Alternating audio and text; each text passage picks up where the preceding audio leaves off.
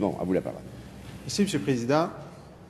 J'étais intéressé et un peu amusé d'entendre le ministre ouvrir sa déclaration en disant « C'est donc bien le régime parlementaire parce que ça nous permet d'écrire un projet de loi, de le déposer, d'entendre 21 groupes et de voir à, et je le cite, améliorer le projet de loi. » C'est comme ça que ça devrait marcher, M. le Président. C'est comme ça que ça devrait marcher. Mais ceux qui suivent voient que le projet de loi qui est sous notre considération aujourd'hui est exactement le même, au mot près, que celui que le ministre a déposé au début. Il n'y a aucune amélioration, M. le Président, aucune. 21 groupes sont venus nous dire toutes sortes de choses. C'était très riche. Ils se sont engagés, ils ont écrit des mémoires, ils ont discuté, on leur a posé des questions. Le ministre leur a posé des questions très pointues, précises, qui a généré une discussion très riche. S'il y a des étudiants en pharmacie ou en administration de la santé qui veulent avoir un cours accéléré de la chaîne du médicament, qu'ils écoutent les consultations particulières pour ce projet de loi. Tout est là. Tout est là, sans phare, sans inhibition. C'est très riche. Et pourtant, le projet de loi est exactement le même qu'au début. Est-ce parce que les 21 groupes qui sont venus n'avaient rien à améliorer? Non. Ils ont presque tous proposé des améliorations. Est-ce que c'est parce que les oppositions, la CAQ, Québec solidaire ou le Parti québécois, n'avaient aucune suggestion à faire? Non. On en a plusieurs et je vais vous en parler immédiatement. Mais le ministre a décidé qu'il avait raison au début et qu'il avait raison à la fin. Et qu'aucune suggestion de qui que ce soit dans la société québécoise intéressée à la chaîne du médicament ou des groupes d'opposition, aucune suggestion n'était à la hauteur de la perfection qu'était son projet de loi d'origine. Bon, alors je sais qu'en ce moment, le pauvre ministre est l'objet de critiques très acerbes de chroniqueurs comme Alain Dubuc, généralement plus conciliant avec les gouvernements libéraux, et je ne veux pas tomber là-dedans. Je pourrais lire une des 3 chroniques de M. Dubuc, ou 2 des 3, ou 3 des 3, mais je ne ferai pas ça.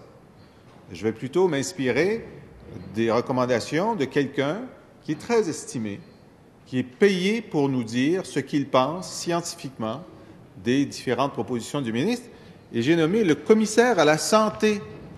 Vous êtes au courant qu'il existait pendant plusieurs années un commissaire à la santé dont l'Assemblée nationale avait décidé de l'existence et dont le rôle était d'être indépendant du ministre de la Santé, quel qu'il soit, péquiste ou libéral, et pour nous dire, avec du recul, voici ce que je pense, moi, scientifiquement.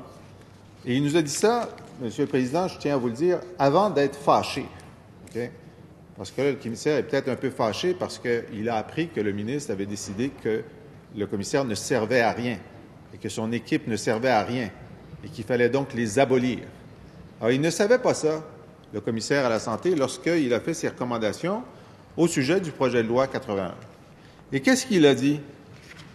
Il a regardé le projet de loi et, sans doute désinformé, comme nous l'étions tous, parce qu'on pensait qu'on était là pour améliorer le projet de loi, il s'est dit, c'est une belle occasion de l'améliorer et d'ajouter des choses qui ne sont pas contradictoires avec le projet de loi, mais qui visent le même but, c'est-à-dire la réduction du prix du médicament.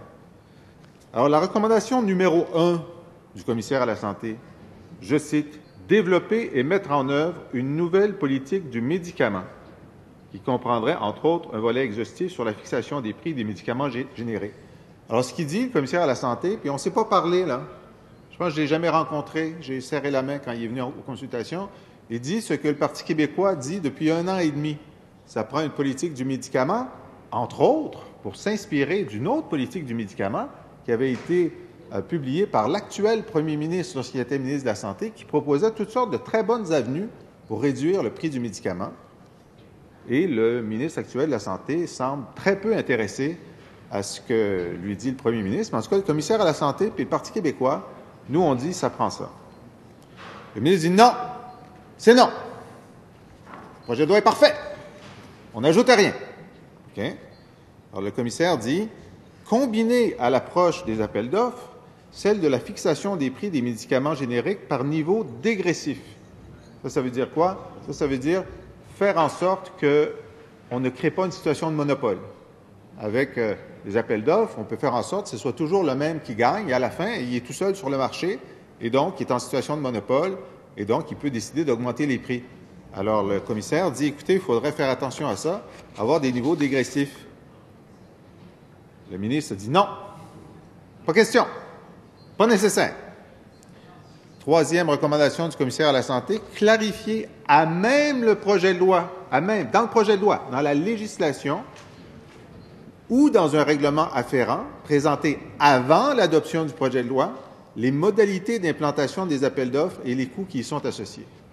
Alors, nous, on trouvait que c'était une bonne idée. Le commissaire disait, plutôt que de donner un chèque en blanc au ministre qui nous dise dans le projet de loi ou dans un règlement qui nous déposera avant, quelles sont les modalités d'implantation et les coûts.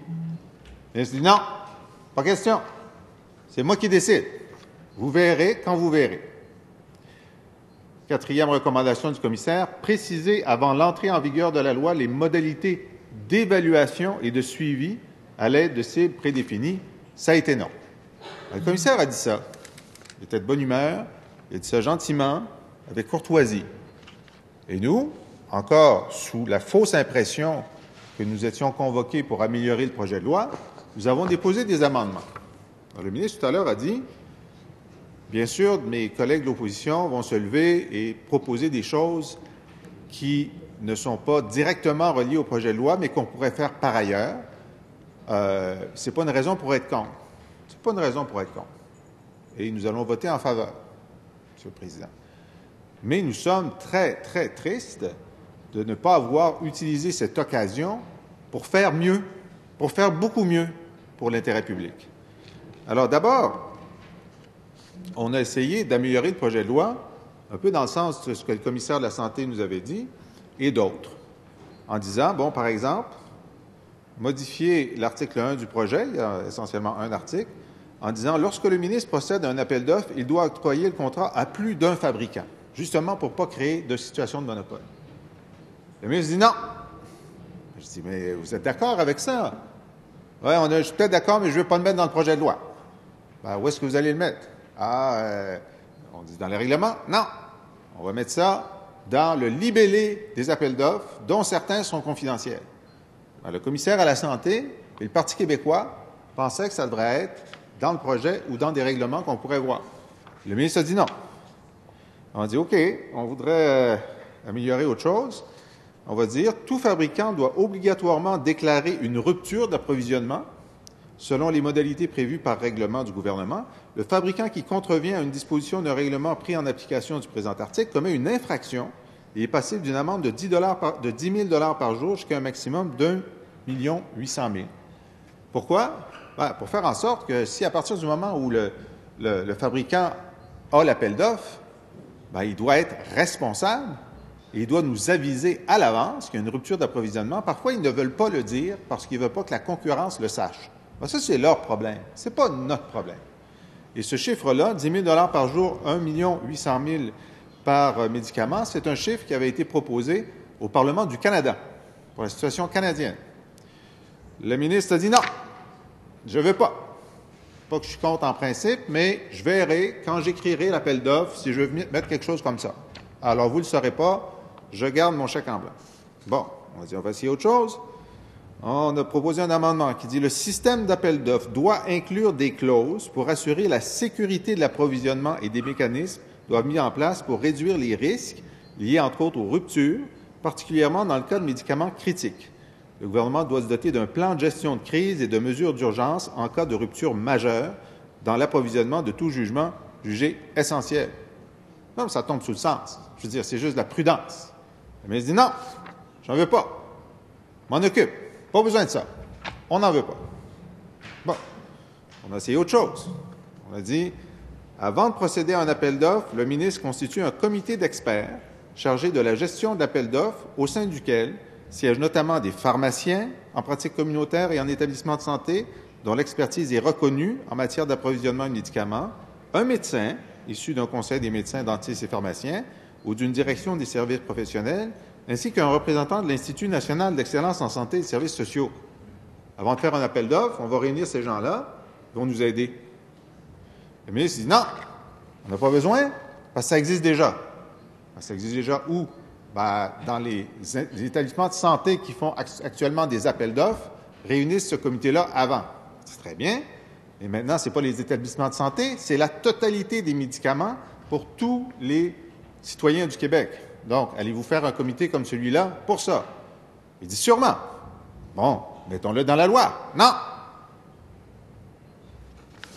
On est passé à autre chose.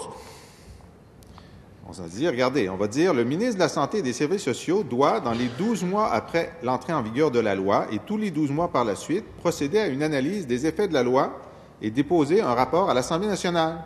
Ce rapport doit notamment contenir des données sur le nombre d'appels d'offres, les médicaments visés, les économies réalisées et les ruptures d'approvisionnement. Ça s'appelle la reddition de comptes. L'Assemblée nationale adopte un projet de loi qui va sur un champ nouveau. Nous sommes d'accord, mais on aimerait avoir un suivi. Comment ça se passe? Est-ce qu'on atteint les objectifs? Est-ce qu'il y a des surprises, positives ou négatives? Et, Monsieur le Président, vous êtes au courant, tous les jours, il y a des rapports qui sont déposés ici pour que l'Assemblée soit mise au courant de l'évolution de la gestion des affaires publiques. L'Assemblée nationale est responsable de la gestion des affaires publiques. Alors, donc, le ministre, il a dit « Non, il n'y en est pas question. Je ne veux pas faire ça. » Bon, on est passé à autre chose. On a dit, OK, est-ce qu'on pourrait dire la chose suivante? Pour assurer la sécurité des médicaments, le gouvernement exige certains critères des fabricants, notamment de satisfaire aux critères d'Inspection de Santé Canada, de disposer d'un personnel en information médicale, pharmacovigilance et d'un service à la clientèle présent au Québec et parlant français. Le gouvernement établit également un système de points bonus-malus pour favoriser ou défavoriser l'évaluation des soumissions intégrant ces facteurs, tels que l'historique du fabricant en matière de rappel de produits, de rupture d'approvisionnement, de ses rapports d'inspection Santé Canada et d'autres autorités réglementaires. Ça, ce que ça veut dire, c'est que si on se met à faire des appels d'offres, d'accord, on a dit oui, on est d'accord en principe. On dit, écoutez, il va y avoir des bons joueurs, il va y avoir des mauvais joueurs. Alors, est-ce qu'on peut déterminer d'abord quels sont les critères? Il dit, écoutez, si vous allez faire en sorte de parler aux 20 000 pharmaciens du Québec, on veut que vous puissiez leur parler en français. Vous faites des affaires ici, là? Vous faites des profits ici, vous allez parler notre langue officielle et commune. Et si vous êtes un mauvais joueur, parce que vous faites des ruptures d'approvisionnement ou que vous avez des médicaments qui échouent à des tests de sécurité, à la prochaine soumission, au prochain appel d'offres, vous allez avoir un handicap. Et si vous êtes un très, très bon joueur, vous allez avoir une prime dans le calcul des points pour la soumission. Alors, à une proposition aussi sensée, le ministre a dit « Non, il n'y en est pas question. Peut-être que je vais m'inspirer de ça quand j'écrirai les clauses des appels d'offres eux-mêmes. » Alors, pour l'instant, là, tous les amendements refusés portaient spécifiquement sur les mécanismes et la sécurité des appels d'offres tels que proposés par le ministre.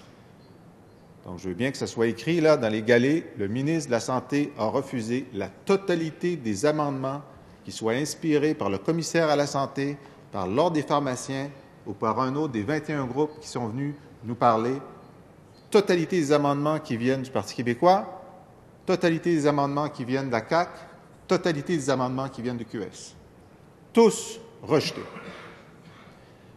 Alors, on s'est dit, le commissaire à la santé et bien d'autres personnes sont venus nous dire aussi que puisqu'on est en train de discuter de la chaîne du médicament au complet et que tout le monde est réuni, que le ministre de la Santé est là, puis que l'opposition est là, puis que l'Assemblée nationale va être saisie, pourquoi ne pas intégrer dans le projet de loi d'autres mesures qui vont dans le même sens et qui vont réduire les coûts du médicament et plusieurs de ces mesures qui sont des recommandations depuis une dizaine d'années d'un certain nombre de groupes et qui font quasi-consensus.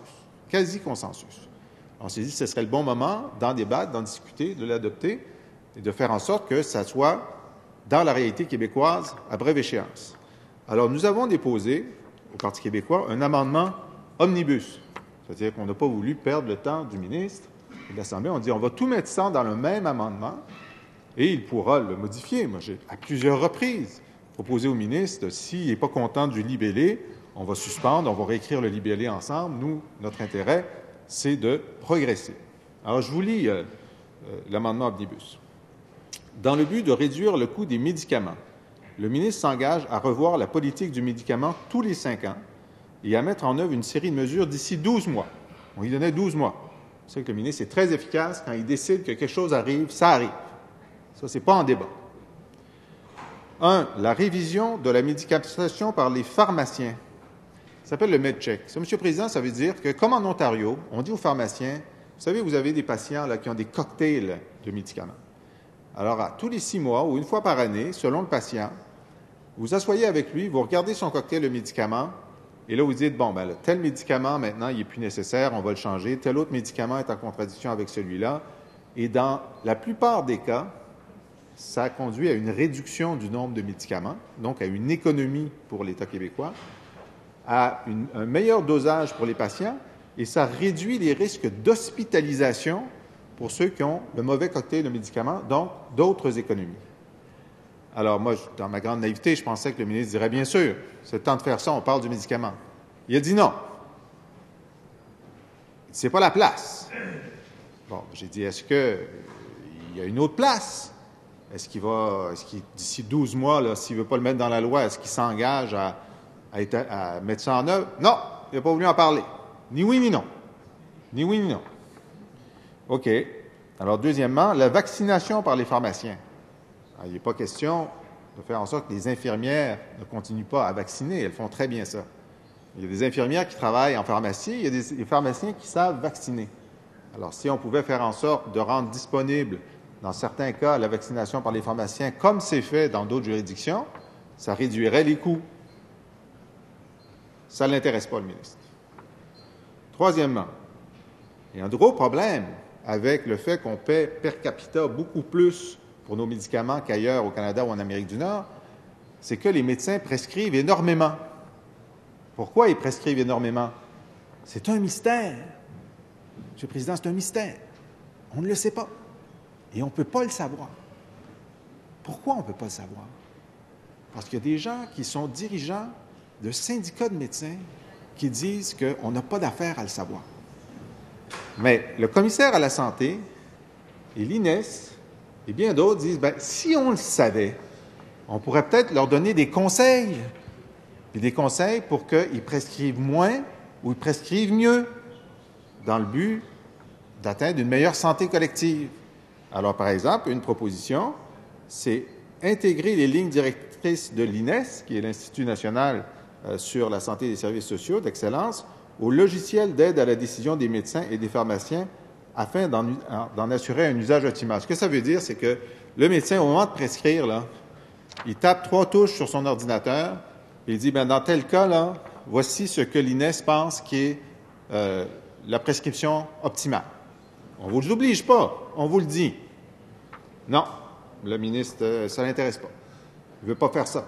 Il ne veut pas que les médecins soient influencés par l'excellence. Ça serait mauvais pour leur autonomie.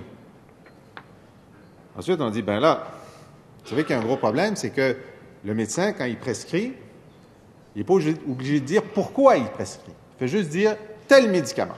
Le pharmacien, il regarde ça, il dit, bon, il a prescrit tel médicament, mais pourquoi? Il ne le sait pas. Donc, le pharmacien ne peut pas améliorer la prescription du médecin en disant, bien là, compte tenu du patient que je connais bien, peut-être que tel autre médicament arriverait au même but, mieux ou à moindre coût. Mais ça, il faudrait que le médecin dise sur sa prescription pourquoi il prescrit.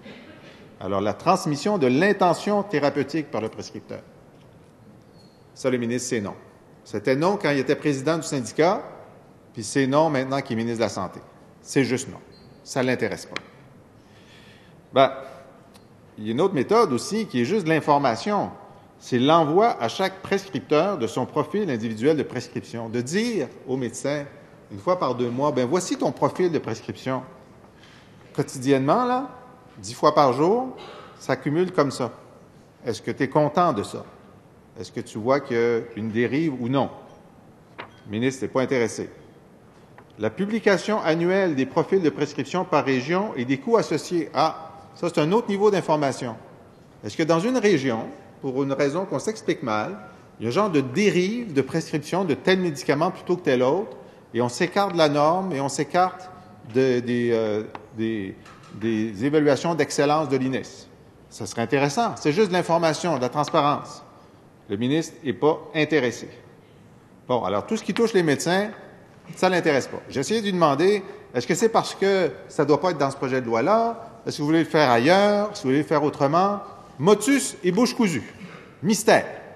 Mystère. Tout ce qu'on sait, c'est que quand il était au syndicat, il était contre, pour des raisons syndicales. Maintenant, il est ministre, il est contre, mais il ne veut pas dire pourquoi. Enfin, il ne veut même pas nous dire qu'il est contre. Il veut juste nous dire qu'il ne veut pas parler de ça.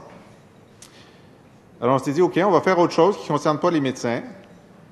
Lorsque le produit d'origine, le médicament, devient générique, c'est-à-dire qu'il y a un générique, un fabricant de générique qui fait le médicament à moindre coût, bien, c'est pressé de passer au générique parce que le générique coûte beaucoup moins cher. Ça compenserait qu'un ministre de la Santé qui cherche des économies, puis je ne doute pas que le ministre en cherche, dirait immédiatement, dès que le générique existe et qu'on a sa certification, on le met sur la liste officielle québécoise des médicaments pour qu'on passe directement à ces économies. En ce moment, des fois, ça prend des mois.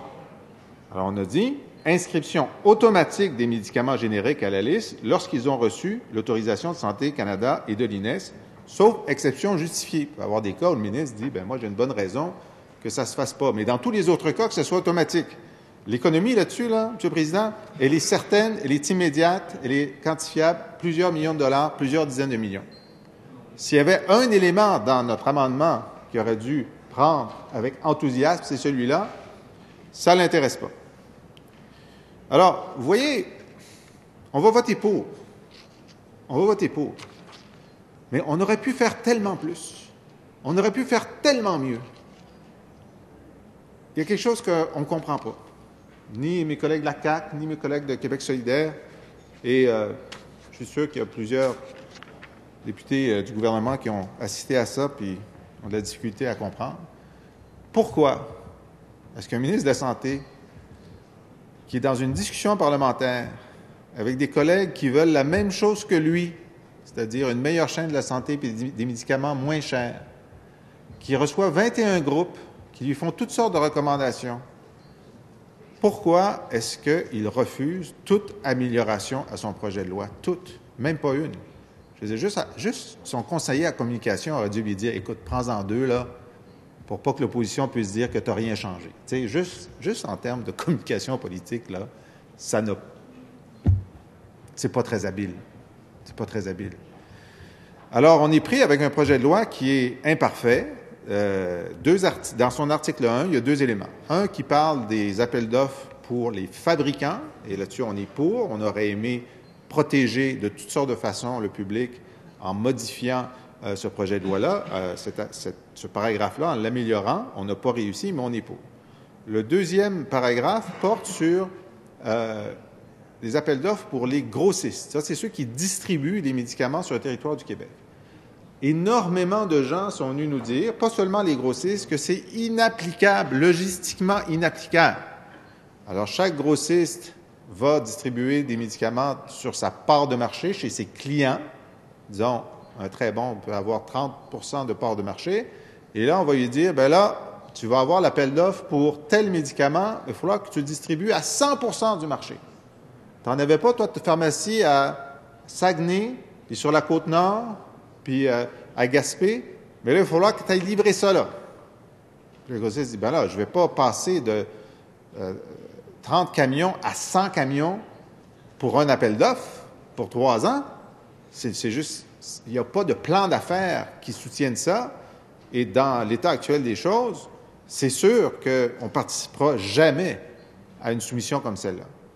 Alors, j'ai demandé au ministre, moi, je veux avoir le prix le moins cher. Je dis, mais qu'est-ce qui répond à ces arguments de logistique? Comment pensez-vous l'organiser ça?